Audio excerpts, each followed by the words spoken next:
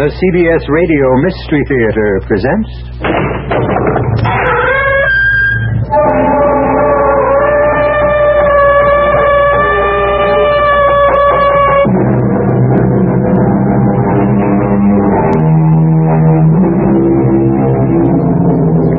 Come in.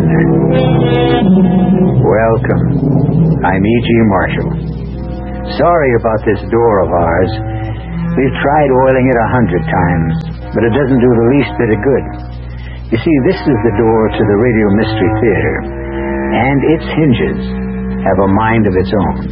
And speaking of the mind, that's the subject of the story you're about to hear. We're going to take you deep into the recesses of a human mind, but you won't be alone on your journey. You'll be accompanied by 3 people. One of them is a psychiatrist, a man whose purpose it is to heal and cure. But the other 2, well, I'm sorry to say that their intentions are not nearly so benevolent. You can't do this to that man, Jimmy. He's sick. He's very sick.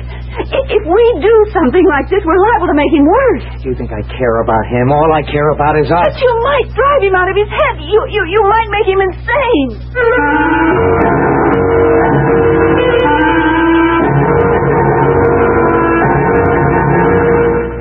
Our mystery drama, The Case of MJH, was written especially for the Mystery Theater by Henry Slessor and stars Augusta Dabney. It is sponsored in part by Anheuser-Busch Incorporated, Brewers of Budweiser, and Buick Motor Division. I'll be back shortly with Act 1.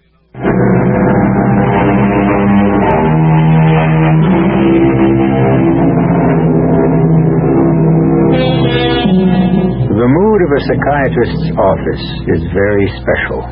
A quiet mood, which gives no hint of the raging storms contained in the minds of those who lie on Dr. Vernon Cooper's leather couch and murmur their way through the secret fears and hidden angers of their lives. I must have been, 20 or 21, something like that. That was when I started putting on the pounds. My God, I put on weight so fast, I had to get rid of a suit I'd bought only 2 months before. It was, like you said, I got myself into a spiral. I couldn't get out of it. I didn't have any friends. I didn't think any girl would look at me twice fat as I was. And the more I felt deprived, the hungrier I got. And the more I ate, and the more I ate, and... Oh, listen, I must have told you this story 12 times, Dr. Cooper. No, it doesn't matter. It's like a waste of money, isn't it?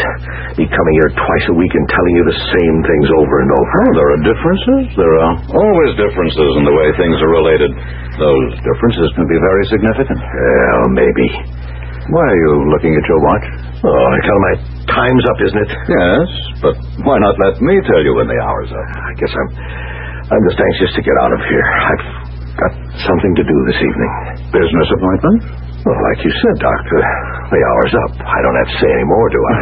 All right, Mr. Harrison. We'll go on next time, then. Right. Listen, would it be all right if I didn't come in at 3 o'clock on Wednesday? I'm busy then. Could we change the time? Well, why don't you check with Miss Sheridan? Yeah, I'll do that. So long, Dr. Cooper. Bye. Miss Sheridan. Yes, Mr. Harrison? Dr. Cooper said I could ask you if there was some other time I could come on Wednesday. Well, let's see. We're scheduled for 3. Oh! Wait a minute. I see that Dr. Cooper has a free hour at 10. If you can make it that early? Yes, that'll be okay. 10 o'clock. Thanks. Bye, Mr. Harrison. So long. Dr. Cooper's office. Hi, Maddie. It's Judy. Oh, hello, Judy. How are you? Okay. Listen, what are you doing tonight? Usual, I suppose. Eating dinner and watching television. Who knows? I might vary the routine by washing my hair. You wouldn't like to go to that party with me? What party? Oh, Judy, you don't mean that dancing school thing? Yeah, that one. Judy, why do you talk about those things as if they're really parties? Nobody gets invited. You pay to be there. Oh, it's better than nothing, isn't it? Not for me, it isn't. Well, what choice do we have? There's got to be some way to meet a man in this town. Well, all we ever met there are dancing instructors. And all they want is to sign us up for a 5,000-lesson dance course, payable for the rest of our lives. Yeah, I guess you're right. What did you say was on TV tonight? Honey? Oh, excuse me, Judy, I have to go. Oh, okay. I'll call you later. Mm-hmm. Yes, Dr. Cooper? You might as well run along home. I have some notes to transcribe, and I'm not expecting any more patients. Well, not in any hurry, Doctor. No, you run along and enjoy your evening. Oh, did I say something wrong? I beg your pardon? That was quite a face you made when I said that. Oh, I'm sorry. My evening was just under discussion. Doesn't look that enjoyable. Oh, well, whatever happened to that young man you were seeing a while back? Freddie something? You're just a little bit behind schedule, Dr. Cooper. Freddie was gone with the wind just about a year ago. Huh? Is it that long? There never was much there to begin with. Oh, I'm sorry to hear that. Well, see you in the morning as usual. As usual. That's the phrase, all right. So, Mr. Radaman says to Mr. Clark, who's supposed to be handling the money around here, you or me? So Mr. Clark says, why have we got adding machines in the office if you're not going to use them? So Mr. Radaman says, hey, Manny, are you still there? Yes, Judy, I'm here. You haven't said a word for 5 minutes. I wonder why. Listen, am I keeping you from something? Only from my dinner. I thought I had some macaroni and cheese left over from last night, but it had green mold all over it. Well, what are you going to do then? Well, at the cafeteria, I suppose. I thought you hated that place. You said it was full of nothing but tired old men. An old man with fresh macaroni and cheese. I'll talk to you tomorrow, Judy, okay? Yeah, all right. Hey, you know something? What? Right about now, I'd even settle for a tired old man. Excuse me, miss. Yes? Maybe I better give you a hand with that tray. It looks like you're about to drop the whole thing. Oh, this darn book of mine has made the whole thing unbalanced. Well, here, maybe if I grab the book. Oh, thanks. That helps. Hey, this is some book, all right. Must weigh 10 pounds. It reads that way, too. Well, thanks again. Why not sit down here at my table? Well, okay. I guess it's just as good a table as any. Of course, maybe you'd rather be by yourself to read your book. No. I don't think I really feel like reading tonight. Hey, what's the name of it, anyway? Hey, you know something? I can't even pronounce the name of it. It's called The Psychopathology of Everyday Life. Sigmund Freud. I'm sure you've heard of him. Yeah, he's a shrink or something like that. Well, he was just about the first shrink, I guess. No kidding. Hey, you must be a pretty brainy type reading stuff like this. Well, I'm afraid I only read it because I think I should. Not much of it really penetrates. Well, that's the way I feel about most books. Only I never cracked one with a title like that. Well, you see, I work for a doctor. Oh, hey, you a nurse? No, not really. I'm just a receptionist, a secretary. But I did have some training, and I thought it would be necessary in order to work for that sort of person. Oh, well, what sort? A psychiatrist. Oh, you mean he's a shrink, too? Well, I suppose you could call him that.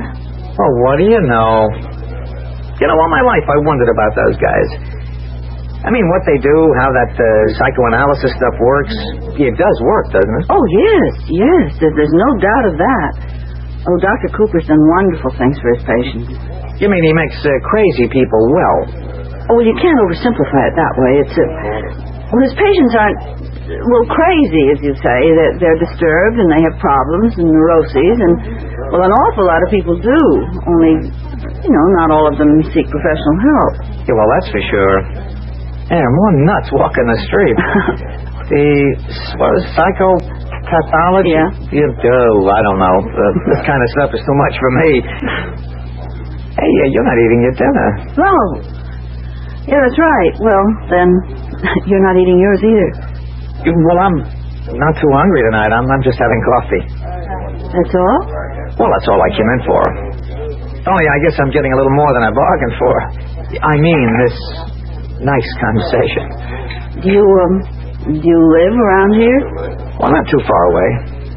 That guy was thinking of looking for a room in this neighborhood. Just a room? Well, yeah, what else does a guy like me need? I mean, a guy without a family. Oh, I see. You know, I really can't get over. Over what? The combination. What do you mean? I mean, a girl like you, a nice-looking girl like you, with brains, too. Listen, my name is Jimmy French. How do you do? Oh, hey, come on. Fair is fair. I told you my name. The least you can do. Okay, my name's Maddie Sheridan. Maddie? Yeah, well, the truth is my name is Matilda, but I don't care for it very much, so my friends call me Maddie. Well, fine. That's okay with me. My name is James. Well, I guess I should be running along. I got to meet a guy downtown to talk about a job. Oh, you're not working right now? No, well, I'm kind of between things, you know, but it'll be okay, I guess, if I just keep trying. That's the old American spirit, right? Yes, of course. It was sure nice talking to you, Maddie. It was nice talking to you. Maybe I'll see you around. Who knows, right?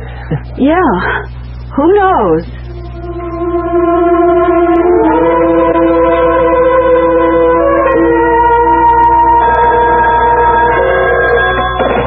Dr. Cooper's office. Oh, yes, Mr. Harrison. No, the doctor hasn't come back from lunch yet. Oh, I'm sorry. Well, I'll tell the doctor that when he arrives. Now, will you be able to make your next appointment? Fine. I'll tell him, Mr. Harrison. Oh, Dr. Cooper. Sorry I'm back so late, Matilda. Mr. Harrison isn't here yet, is he? No, he just called this minute. He said he wasn't feeling very well, and he won't be able to make it today. Oh, I was afraid of that. Did he say what was bothering him? No, that's all he said. But he promised that he'd be here for his next appointment.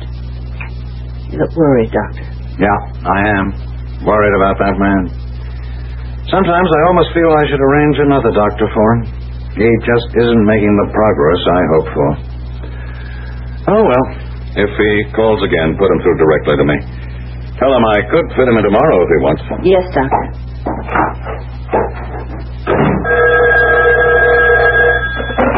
Dr. Cooper's office. Hi, is this Maddie? Yes? Who's this? Hi, Maddie. It's Jimmy French. Remember me? Yes, I remember. Hey, how did you know where to reach me? Well, I remembered what you said about this Dr. Cooper. I just looked you up. Oh. Listen, I hope you don't think I'm fresh or anything, but I was wondering if maybe you'd see me sometime. Like tonight. Well, I really don't know. It's sort of short notice. Yeah, I guess it is. I don't blame you for saying no. Oh, well, I didn't say no. I just meant that I was going to stay home and do some ironing, but I guess that can wait. Hey, you mean it? Yeah, of course I do. Do you think you can pick me up at my apartment? Well, sure. Where is it? It's 915 Southern Avenue on the first floor. Apartment 2A. Is 7:30 okay? 7:30's fine. Oh, great. I'll see you then, Maddie.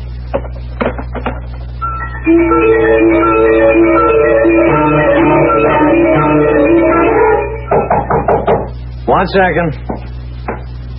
Who is it? It's Mike. Yeah, that figures.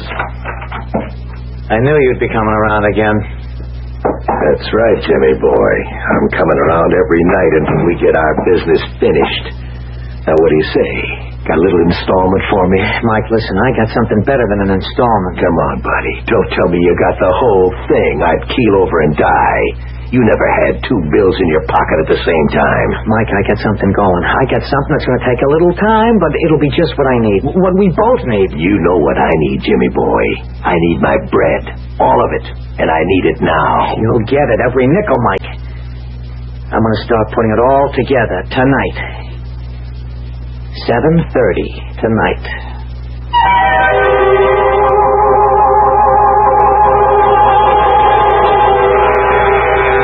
Something tells me that Jimmy French isn't the best person that Maddie Sheridan could have met in the cafeteria that night. Of course, I might be wrong. He might be a very fine, upstanding young man whose only interest is getting somewhere in this world. Or is the phrase, getting someone. We'll find out more when I return shortly with Act 2.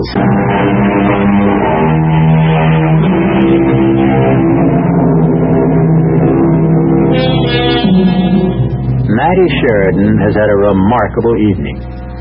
Remarkable simply because a man, young, attractive, and unmarried, has sought her out, treated her to dinner, taken her to a movie, and is now walking her back home. Not a very noteworthy event for many women, but for Mattie Sheridan, after a year of loneliness, a most significant evening indeed. I don't think you really liked the movie, Jimmy. Yeah, it was okay. You seemed awfully fidgety. I like it that way sometimes, fidgety. I don't know, maybe it wasn't the best way to, get to know somebody just by sitting in a movie house watching a picture. I see. Oh, what happened about that job? What job? I meant to ask you at dinner. About that job interview you went on the night we met. Oh, that. Well, that didn't work out, but I'll get something. Don't worry about me. What sort of work do you do, Jimmy? Well, all kinds of things. Listen, what time do you have? I don't have a watch. I mean, I do, but it's broken. It's in the shop. 10 minutes after 11. Oh, is that late? I mean, as far as you're concerned. No, not very. Well, maybe I could come in for a few minutes, huh? Yeah, of course. If you want to. I could make some coffee, maybe. Well, that'd be great. Or maybe you'd like some hot chocolate. I still love hot chocolate late at night. I suppose I'll always be a child, even though I'm not a child. Tell you the truth, what I'd really like is a beer, if you have one. Yes, sure, I think I do. Swell. You like living alone, Mattie? Oh, I don't think anybody really likes being alone. No, that's for sure. Hey, skip the glass. I'll drink it right out the can. Okay. Thanks. Oh, that's good. Jimmy? Can I ask you something? Well, sure. Why are you having trouble finding work? Oh, I don't know. It's just the times, I guess. Well, when you say you do all kinds of things, what would some of them be? Well, I guess anything that doesn't require brains. Oh, come on, I don't believe that. You're very intelligent, seems to me. Well, thanks, but you know better, Mattie. I mean, I'm not so good in the education department. I quit high school in my second term. Ooh, that was a big mistake. Well, mistakes can be corrected. Look, Mattie, you might as well know the worst about me. When I was a kid, I was in trouble all the time, stealing cars, stuff like that. I was even arrested a couple of times. But you were young. You didn't know any better then. Yeah, I guess. It doesn't do any good to blame yourself for what you've done in the past. That just gives you guilt feelings. Yeah, Doc, guilt feelings, right? Hey, how much do you charge for an hour? I'm serious, Jimmy. Yeah, I was afraid you might ask me something serious. Would you rather I didn't? No, the truth is I want you to be serious with me. I haven't met anybody like you in a long, long time. Then tell me about yourself, Jimmy. Okay. Well, you want to hear the rough part? I'm a nothing. Oh, I don't believe that. Oh, you can believe it, Mattie. I'm a nothing. I don't have a trade. I can't do anything that'll make me a decent living. I got 6 jobs this year, none of them worth $100 a week. I'm not the kind of a guy who can, take a girl to fancy places, stuff like that. I don't like fancy places myself. Yeah, but you deserve something a lot better than cafeterias. I mean, you're really something special, Mattie. Didn't you know that? Me? Listen, I never thought a girl like you would look at me twice. But why? Oh, come on, you're a million times smarter than me. Look, maybe I'd better be going. We haven't even finished your beer. I'd better go. I'm just getting you all depressed, and me too. Jimmy? Huh? Will you be calling me again? Why do you want to hear from a guy like me? What for?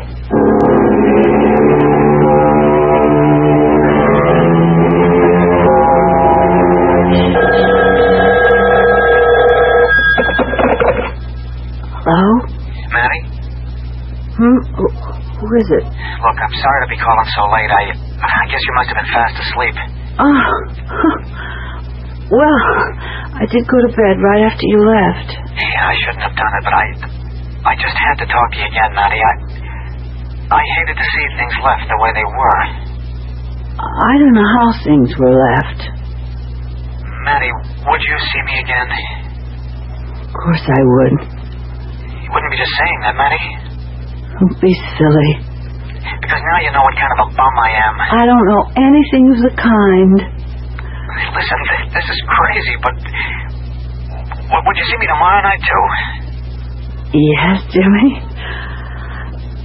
Sure, I'd be happy to see you tomorrow night.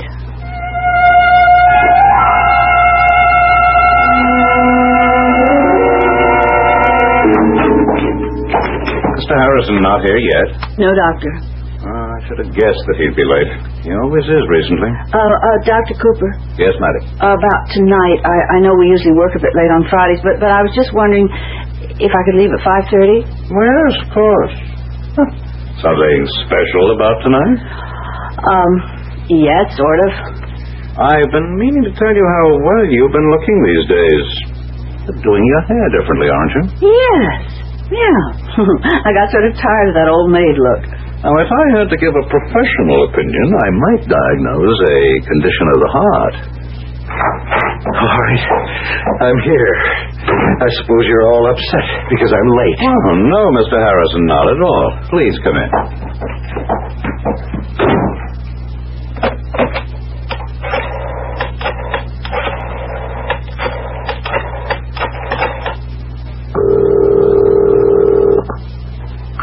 Hello? Jimmy, it's all right. My place at 7, darling.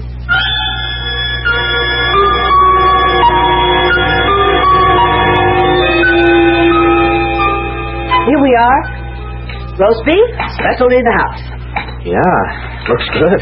Did you pour the wine, darling? Uh-huh. You do like roast beef, don't you, Jimmy? Yeah, sure. Not too well done, is it? Oh, my oven heats up like Vesuvius sometimes. No. It's just right. Hey, Jimmy, what is it? Now, look, I can see that something is the matter. Well, nothing's the matter. The roast beef is great. The table looks terrific. You look sensational. The only thing wrong with this whole thing is me. What are you talking about? I'm talking about me, Maddie, about me and you and all the talk about, the future. I don't know what made me start that junk. Talking about marrying when I can't even get a job that lasts more than 1 week. Jimmy, did you say marrying? Well, sure. What else? That's what I want for us, Maddie, more than anything. But you've never mentioned that before. How could I? What right did I have? I've been thinking about it so much I'm sick. You know how that is. You can think about something and get sick. It aches right now. Oh, darling, poor boy. Why didn't you say something? No, it's not a case for an aspirin. It needs another kind of pill. A money pill. That's what it needs. Oh, Jimmy. Maddie, I told you a lie. I told you that I was a wild kid, a bad kid. That was a lie. I was just an ordinary kid. The guy I described, the crook, the punk who stole cars, the guy who got himself arrested twice. That's me now, Maddie. Right now. You don't mean that. I'm telling you the truth about myself. I'm not just a crook. I'm a cheap crook at that. Oh, I just don't believe that. Well, you better, for your sake. It's even worse than you know. I'm not just broke. I'm in debt. I've been living on borrowed bread. If I don't pay it back, I'll either go to jail or get my head busted in. Oh, Jimmy, no. Well, that's what they do to guys like me. Jimmy, listen. Listen, I have some money saved. I have a little over $300. I owe $8,000, Maddie. What? I owe $8,000. How do you like them apples? Oh, Jimmy. Yeah, I'd be some husband for you, wouldn't I? Best thing for you is to lose me, honey. Lose me. But I don't want to lose you. There has to be something that can be done, Jimmy. Well, yeah, maybe. I've been thinking about it a lot. What have you thought? I thought that... What? I can't even tell you Oh, about please, come on, you have to. it. Okay. It's the only time I'll ever ask you to do something like this because I'm going to change right after it's over. I'll change, Maddie, so help me. After what's over? One more job. Only one, I mean it. But it's got to be something worthwhile. Now, Maddie, I want you to bring me the files from the doctor's office. What? I want you to bring me his files, as many as you can carry, only the current cases, the people he's had recently. But, Jimmy, Now, let me finish. I want to borrow those files just overnight. I'll go through them real quick.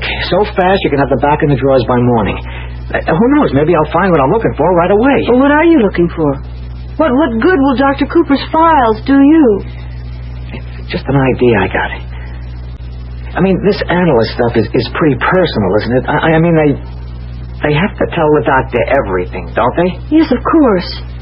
There can't be any secrets from an analyst. That would defeat the whole purpose. Right.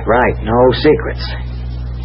So if I could see the doc's notes, if I could read through them, well, there's bound to be plenty of stuff they'd like to hide, stuff they'd pay money to keep quiet.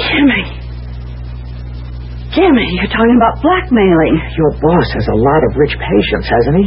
Now, you told me how much this analysis stuff costs. I mean, $60 an hour.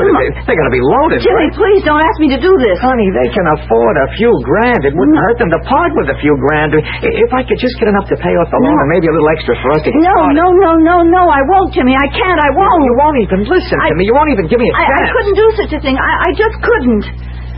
Not even for me? For us? No. All right. That tells me what I want to know. I guess you want me to beat it out of here right now, don't you? No, I didn't say that either. It just can't be both ways. It isn't fair. It just isn't fair to ask me to do such a thing. So long, man. I'm sorry about the dinner. You went to a lot of trouble, but I just don't have any appetite. Jimmy?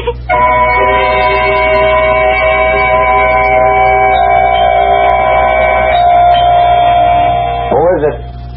It's me, Jimmy. Who? It's Maddie. Maddie, what are you doing here? I just wanted to see you. I've been calling you for days. I've been out. Why didn't you call me? You know why. Jimmy, I missed you terribly. I missed you too, Maddie. What's the use? What's the good of us seeing each other? It doesn't go nowhere, honey, don't you see? Jimmy, can't you see what I have here? What's that? It's the files. It's not all of them. It's just his current patients. Patients? Yes, it's Dr. Cooper's files. I've brought them.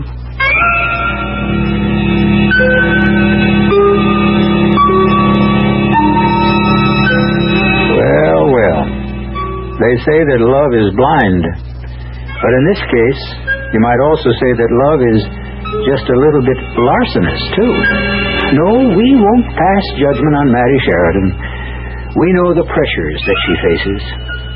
But who knows who else is going to be pressured as a result of this night's work?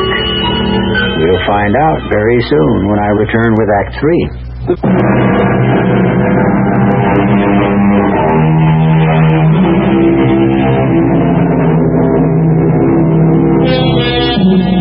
There is frantic activity in the one-room apartment rented by Jimmy French.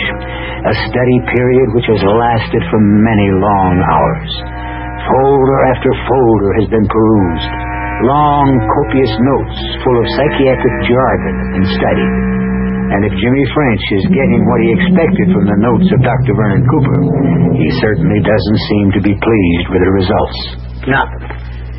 Nothing. I can't make heads or tails out of this Please, stuff. Jimmy, try just to keep them in some kind of order. If you mix up the pages, I'll never get them back correctly in the files. Why can't I figure out what he's talking about half the time? I told you it wouldn't be easy, that they wouldn't make sense to you. It's like reading a foreign language. Wait a minute. What are those type pages? Well, they're transcripts of conversations. They've been taken from a tape recorder. Well, Dr. Cooper doesn't always tape what his patients are telling him unless he thinks it's important. Oh, boy, this looks like a long night. I haven't even eaten yet, have you? No, I came right from the office. I got some hamburger meat in the refrigerator. You want me to fix it? That'd be great. All right. Maddie? Yes? Look, I know how you feel about this, but you're not doing your boss any harm. These files will be back where they belong tomorrow morning. All right, Jimmy.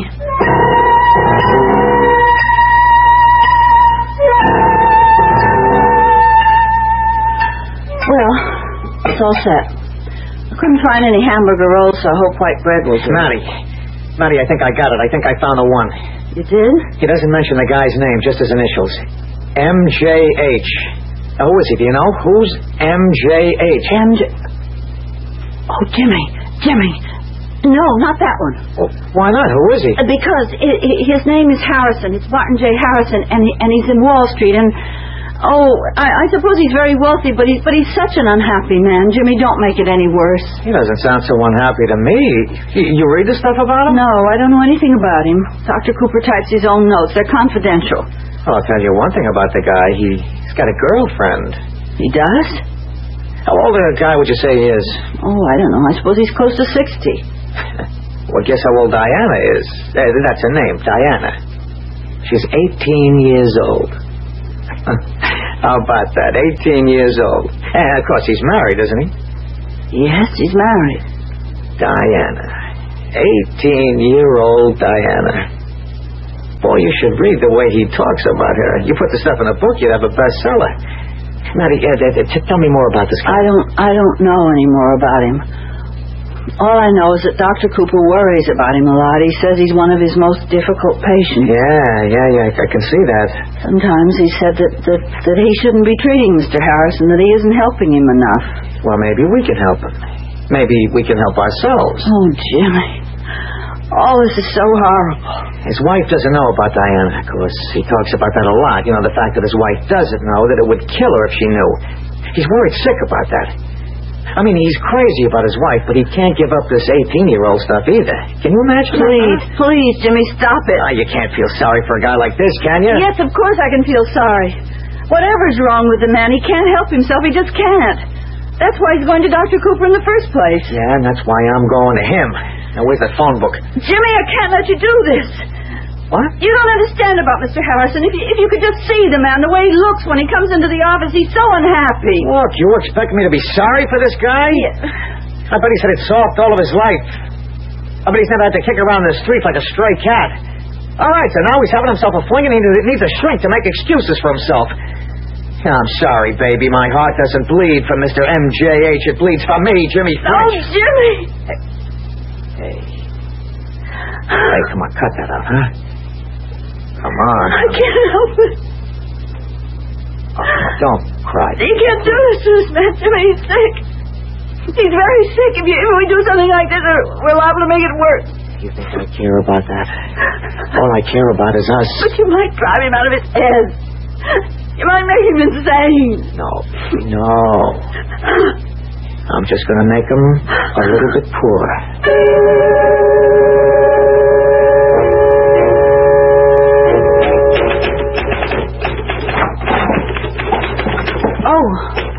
Morning, Mr. Harrison. Morning. I'm glad you were able to keep the appointment. Is the doctor in? Yes, I'll tell him you're here. Dr. Cooper, Mr. Harrison's arrived. Yes, I will. You can go right in, Mr. Harrison. Thanks. Please come in, Mr. Harrison. I suppose you've got a few nasty things to say to me today? Well, why would you think that? Because of the appointments I've missed. Or maybe it doesn't matter to you. You get paid no matter what, right? Probably a relief to you when your patients don't show up. Please lie down, Mr. Harrison. All right. Well, is it true? You're glad when we screwballs don't show up to bother you, aren't you? Yeah, you happen to be wrong about that. I'm not glad to miss a session. I lose something by it. And more important, so do you. $60, that's what I lose. Can you give me any particular reason why you didn't show up last time? You know the reason. Do I? You know very well. I needed a different kind of therapy, Doctor. Go on. You know what I'm going to say next. I'd rather you did the talking. I went to see her, of course. Diana. I see. Took me a whole day to figure out how to get to Diana's place and stay a while. Without my wife finding out, of course. And did you succeed? Yes, I succeeded. I told her I was coming to see you. That's always a good excuse, of course, going to see my analyst. So you see, you do come in handy sometimes, Dr. Cooper. You're worth $60 an hour even when I'm not here lying on your couch. I'm on somebody else's couch. You don't really consider me an excuse, do you, Mr. Harrison? No, that's not what I meant, Doctor. You know what I meant. Please continue. Anyway, I made sure that Elizabeth didn't know where I was. I always have to make sure that she doesn't suspect anything. I told you what it would do to her. She's a sick woman. That heart of hers is held together with tissue paper. Did I ever tell you how sick she is? Yes, you've told me. It would kill her if she found out about Diana. She'd just lay down and die. I can't have that happen, Doctor. She's everything to me. She's my whole world. Well, I know what you're thinking. If she's my whole world, what am I doing with Diana? That's what you want to know, isn't it? You can answer the question. Please do. That's just the thing. I can't answer it. I don't know. Every time I see that rotten little 18-year-old tramp. That's all she is. Jailbait. And yet you continue to see her. I've got to. I can't help it. I've got to go on seeing her, Dr. Cooper. She's had a spell on me. A hex of some kind, I swear it. And yet, oh God, if Elizabeth ever knew, if she ever found out, it would kill her. My wife would die. And then I'd die too.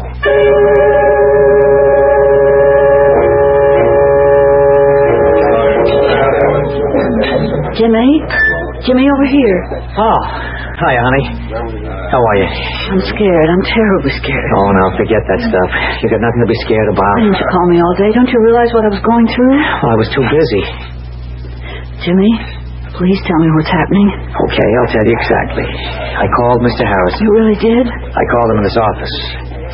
I told him I know all about his little 18-year-old and that if he didn't want his wife to find out... Lord. Now, listen, tell me about Dr. Cooper. Everything's okay there, isn't it? If you mean the files... No, he doesn't realize they were disturbed. And what about his prize patient, MJH? Well, he didn't come in today. He broke his appointment today. He always does that when something's really bothering him.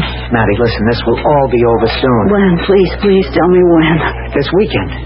So soon? Well, there's no use putting it off. I set the price high, so he's liable to bargain. I'm ready for that. I know how to compromise. Maddie, don't look like that. I can't help it, Jenny. I feel so dirty. I'm doing this for both of us, honey. You know that. Tell me you know it. Yes, I suppose I know it. And you love me too, don't you? Say it, Maddie. I love you, Jimmy.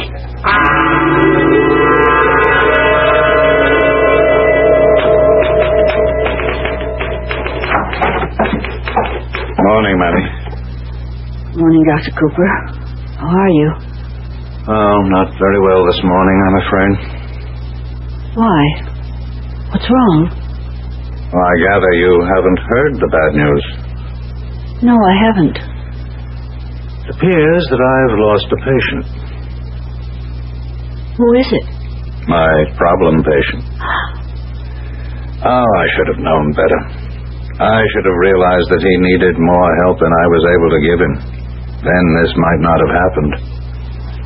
You don't mean Mr. Harrison? Yes, Mr. Harrison.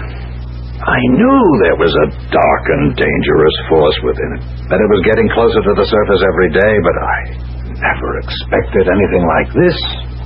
What happened? He killed a man, Maddie. He what?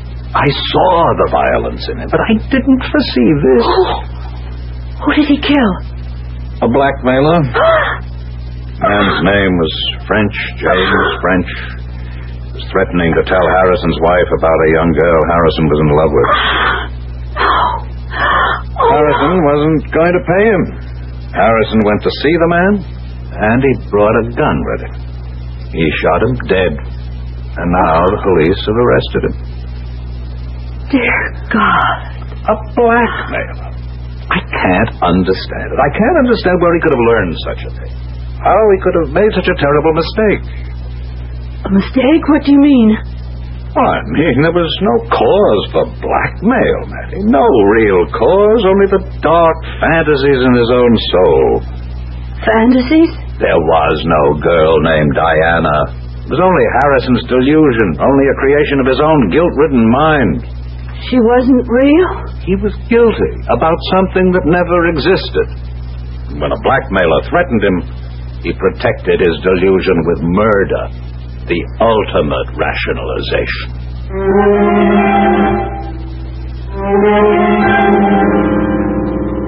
The ultimate rationalization. And suddenly, Mattie Sheridan's dream of the future is destroyed. But then, her dream was a rationalization too, wasn't it? She'd convinced herself that true love was more important than truth. Now, of course, she'll never know whether the love of Jimmy French was true or not. At least she spared that cruelest of all fates. We'll be back shortly.